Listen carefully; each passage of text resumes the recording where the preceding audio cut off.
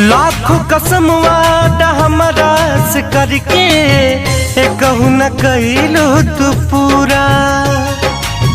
सपना देखवलू तू जन्मो जन्म के पहले जन्म बा अधूरा। लाखों कसम वादा हमारा से करके कहू न कइलो तू पूरा। सपना देखवलू तू जन्मो जन्म के पहले जन्म बा अधूरा। कब अचके हो कब अचके कब अचके भेटा जाई तू हमसे तो पूछती का कहलू हो। पाके तहरा के दुनिया भुलैली तू हमके भुला गइलू हो।